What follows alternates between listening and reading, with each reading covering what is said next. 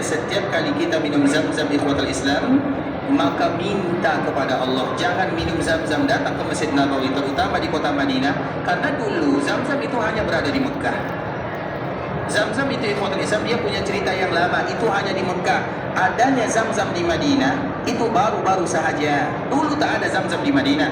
Zam-zam yang ada di Madinah itu diambil dari Mekah. Makanya setiap hari ada mobil yang puluhan mobil yang mengantarkan zam-zam dari Mekah menuju Madinah setiap hari. Sehingga bagian luar itu bukan zam-zam, yang zam-zam itu hanya bagian dalam saja. Dan kita di Madinah hanya diizinkan untuk minum zam-zam, tidak boleh mengambil zam-zam, apalagi yang membawa tempat yang 5 liter, tidak boleh. Kenapa? Karena zam-zam itu di Mekah, di Madinah itu sulit. Tidak sama dengan Mekah. Kalau Mekah kita bawa mobil pun tak ada masalah, kita ambil sebanyak-banyak tak ada masalah. Tapi di Madinah untuk minum, karena memang dulu tak ada zam-zam di Madinah.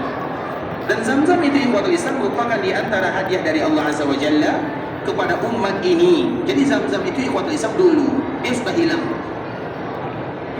Kita sedikit cerita zam-zamnya, kemudian nanti apa hubungannya dengan telaga. Zam-zam itu ikhwatul Islam sudah mulai hilang, terutama di zaman Syaibah. Syaibah itu namanya adalah Abdul Muttalib. Abdul Muttalib itu adalah kakeknya Rasulullah sallallahu alaihi wasallam.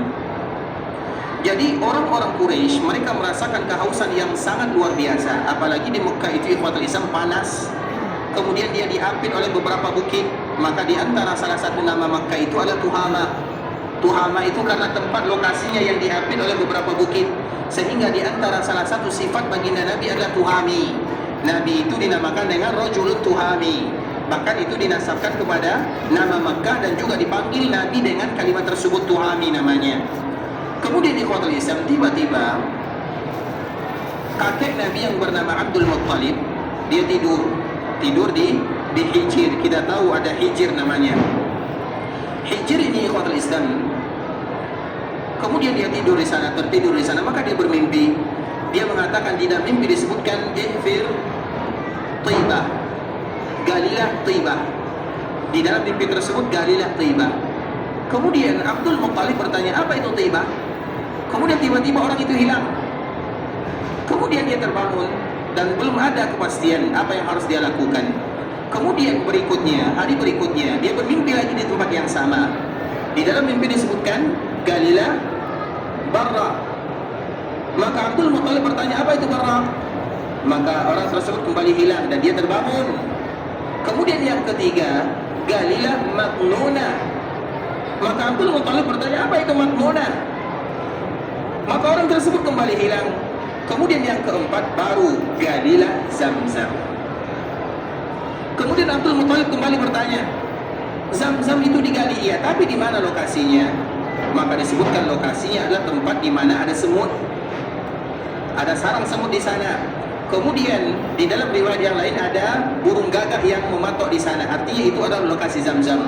Maka di saat itulah Abdul Muttalib kembali menggali Zam-zam, dan dengan kemudahan dari Allah Azza wa Jalla, maka Zam-zam itu kembali muncul sampai sekarang. Dulu Zam-zam itu hilang ikhwatul Islam. Coba bayangkan orang-orang yang ada di sana bagaimana mereka hidup tanpa air. Nah, kemudian Allah Subhanahu wa taala berikan hadiah Zam-zam, dan Zam-zam itu memiliki banyak sekali nama. Tadi telah kita sebutkan beberapa nama. Taibah, Barra, Maghnuna, kemudian Shifa'u Suqum, Ta'amu Tu'um, Hazmatu Jibril, kemudian nama-nama lain, dan diantara salah satu namanya adalah Syabba'ah.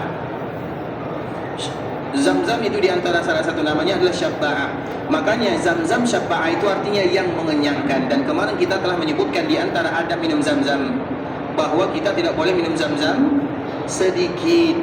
Tidak boleh bagi kita minum Zam-zam 1 atau 2 gelas, itu baru sedikit. Tapi minumlah Zam-zam. Makanya ikhwatul Islam, sedikit ya kita menyimpang. Kalau kita minum Zam-zam, yang pertama jangan lupa ini Zam-zam. Dan setiap kali kita minumnya berdoalah kepada Allah. Apa doanya? Terserah, bebas, berdoa kepada Allah. Kalau perlu ikhwatul Islam, nanti kita sholat, kemudian kita bawa Zam-zam, letakkan di samping sholat kita sholat, kemudian kita berdoa atau kita minum Zam-zam. Kemudian ini Nabi yang memerintahkan kita melakukan yang demikian. Ini adalah barakah. Innaha mubarakah, kata Nabi sallallahu alaihi wasallam. Zam-zam lima syuribalah. Nabi memberikan kebebasan berdoa sekemampuan kalian sebanyak-banyaknya. Makanya jangan minum tiba-tiba langsung itu saja. Rugi kesempatan kita meminta kepada Allah. Kemudian ikhwatul Islam, adab yang harus kita jaga. Yang pertama, minum tentu dengan membaca tasmiyah, yaitu bismillah. Kita selalu membezakan antara tasmiyah dengan basmalah. Kalau basmalah itu artinya Bismillahirrahmanirrahim. Tapi kalau kita makan dan minum, maka kita membaca basmalah atau tasmiyah. Tasmiyah itu hanya ucapan Bismillah. Sebagaimana hadis Nabi Sallallahu Alaihi Wasallam, ya gulam samillah, ya gulam samillah, baca tasmiyah. Kemudian kita minum dengan tangan kanan. Ini merupakan di antara adab ya, minum dengan tangan kanan. Jangan lupa minum air apapun dengan tangan kanan, makan dengan tangan kanan, usahakan dengan tangan kanan. Kemudian minum zam-zam itu diusahakan satu gelas ini 3 teguk, 3 kali. Jangan semua langsung, tapi minimal 3 kali sebagaimana disebutkan oleh baginda Nabi Sallallahu Alaihi Wasallam. Kemudian usahakan minum zam-zam itu dalam keadaan duduk. Iya, Nabi pernah minum zam-zam dalam keadaan berdiri.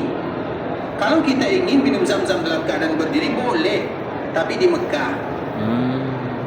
Karena Nabi minum zam-zam dalam keadaan berdiri di Mekah, apalagi dulu pakai sumur masih diambil. Kalau sekarang sudah dimudahkan. Makanya sebagian para ulama menyebutkan, kenapa Nabi minum zam-zam dalam keadaan berdiri? Karena Nabi minum zam-zam dalam keadaan berdiri, pertama Nabi di Mekah. Kemudian keadaan pada waktu itu tak bisa Nabi duduk. Karena di Mekah mengambil, di sumur diambil, siapa yang mau ambil sendiri? Tentu itu merupakan sesuatu yang sulit di ikhwan Islam. Kalau kita alhamdulillah tempat minum di mana-mana mudah. Jadi alasan berdiri tidak ada lagi. Kemudian Nabi berdiri untuk mengatakan bahwa minum dalam keadaan berdiri itu dibolehkan, bukan dianjurkan, berbeza. Artinya kalau terpaksa ada seseorang harus minum dalam keadaan berdiri, maka tak ada masalah. Diizinkan, bukan dianjurkan. Kalau dianjurkan dalam keadaan duduk. Kemudian ikhwatul Islam, maka ucapan doa-doa apa saja. Hanya saja Abdullah bin Abbas radhiyallahu taala anhu setiap kali minum zam-zam dia mengatakan, Allahumma inni as'aluka ilman nafi'a wa rizqan thayyiba wa shifaan min kulli da'. Itu merupakan di antara kalimat yang dibaca oleh sahabat Abdullah bin Abbas radhiyallahu taala anhu. Allahumma inni as'aluka ilman nafi'a wa rizqan thayyiba wa shifaan min kulli da'. Kemudian ikhwatul Islam, kemarin kita menyebutkan di antara salah satu para ulama mereka meminum zam-zam. Ini pembahasan kita ikhwatul Islam. Biasanya kalau kita minum zam-zam, apa doa kita kepada Allah?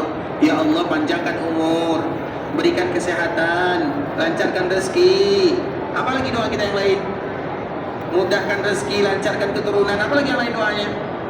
Siapa di antara kita yang berdoa di kala minum zam-zam berkaitan dengan akhirat? Disitulah para ulama mereka mengajarkan kita. Di antara doa para ulama ikhwatul Islam, setiap kali mereka minum zam-zam mereka mengatakan, Ya Allah, jangan haramkan aku dari telaga nabimu. Jangan haramkan aku dari telaga nabimu. Atau di dalam lafaz yang lain, Ya Allah, jangan jadikan aku haus di kala nanti berada di padang mahsyar atau di akhirat. Begitulah para ulama memberikan kepada kita contoh ikhwatul Islam. Iya, tak salah kalau kita meminta dunia, karena Nabi yang menyebutkan zam-zam lima syuribalah. Tergantung apakah tujuan kalau meminumnya, mau urusan dunia, mau urusan akhirat. Tapi jangan pernah hanya minta dunia saja kepada Allah Azza wa Jalla. Ada yang lebih penting daripada itu, yaitu urusan akhirat. Makanya para ulama ketika mereka minum zam-zam, di antara salah satu doanya adalah, Ya Allah, jangan haramkan kami dari telaga Nabi. Artinya ketika engkau memberikan kesempatan kepada kami di dunia untuk bisa minum zam-zam, maka berikan juga kesempatan kepada kami untuk bisa minum dari telaga baginda Rasulullah sallallahu alaihi wasallam. Makanya adab minum zam-zam kemarin telah kita sebutkan, tidak ada yang minum zam-zam kecuali hatta yatadalla, sampai mereka puas atau sampai mereka bersendawa, atau sampai mereka tak bisa minum lagi. Dan waktu yang paling bagus minum zam-zam adalah dikala perut kita kosong. Seperti misalnya di pagi hari kita salat berjamaah, salat subuh, kemudian kita meninggalkan Masjid Nabawi atau Masjid Haram, maka isi dulu zam-zam. Berapa yang harus kita isi? Sebanyak-banyaknya. Hari pertama 5 gelas, 5 cawan. Hari kedua 7, hari ketiga 10, hari keempat 15, hari kelima 20. Karena zam-zam ini tidak akan kita temukan di mana lagi kita akan temukan. Di kampung halaman banyak zam-zam, tapi namanya isinya aqua. Artinya ikhwan Islam, kita tidak tahu, bisa memastikan. Bisa jadi Zam-Zam, bisa jadi tidak Zam-Zam. Tapi sekarang kita berada, mata kita selalu melihat Zam-Zam. Tapi siapa di antara kita tidak boleh zuhud dalam masalah ini. Zuhud itu artinya nanti sajalah. Oh, cuma 2 sajalah. Itu zuhud namanya. Kalau minum Zam-Zam kita harus tamak, karena Nabi yang perintahkan kita untuk tamak minum Zam-Zam. Dan di antara bentuk ketamakan tersebut Nabi menyebutkan hatta yatadallak, sampai mereka puas. Kenapa demikian? Karena Nabi menyebutkan karena orang-orang munafikun mereka tak pernah puas dari Zam-Zam. Mereka tidak pernah kenyang dari Zam-Zam. Dan kita ingin dihilangkan sifat kemunafikan dari diri. Baik itu kemunafikan yang kecil atau kemunafikan yang besar, kita tidak ingin ada sifat tersebut pada diri kita. Maka minumlah Zam-Zam sampai kita puas. Makanya waktu yang paling bagus adalah dikala perut kita kosong. Seperti misalnya sebelum makan sarapan, atau sebelum makan siang, sebelum makan malam. Kalau ada di antara kita yang makan malam, artinya istilah Zam-Zam dikala perut kita kosong. Dari situlah namanya ada syabba'ah. Syabba'ah itu artinya mengenyangkan. Dan kita berdoa kepada Allah, juga namanya syifa'us suqum. Zam-Zam itu di antara nama lain adalah obat daripada segala penyakit. Makanya kalau ada di antara kita yang sakit, letakkan Zam-Zam, tidak ada masalah. Dan kita berdoa kepada Allah, ya Allah, jadikan semua yang disentuh oleh Zam-Zam diberikan kesehatan. Kemudian dikala kita minum, ya Allah, haramkan jasad yang disentuh oleh Zam-Zam dari api neraka. Kenapa kita tidak mau berdoa kepada Allah dengan doa-doa yang mulia? Bahkan Nabi SAW menganjurkan kepada kita bersama. Makanya di antara salah satu sifatnya adalah minum Zam-Zam sebanyak-banyaknya. Insya Allah bisa ya? Insya Allah. Berapa cawan kita sanggup nanti? 5 ya? 5 hari pertama. Kalau sudah hari ke-10 itu sudah 20. Itu betul, itu memerlukan latihan. Kami selalu memberikan motivasi ya. Ada kawan kami dari Malaysia ya, dia selalu bertanya, Ustaz, macam mana adab minum Zam-Zam? Kami terangkan, Zam-Zam itu harus diminum, tidak boleh 1 atau 2 gelas, 1 atau 2 cawan tak boleh, tapi harus banyak sekali. Kemudian dia latihan maksimal sebelum dia meninggalkan Madinah, karena waktu itu dia ke Mekah dulu baru ke Madinah. Dia melaksanakan ibadah haji. Kemudian dia berhasil mencetak rekor minum sekali duduk itu 23 cawan ini. Masya 23. Allah. Masya Allah. Siapa di antara kita yang bisa menyainginya, maka dipersilahkan.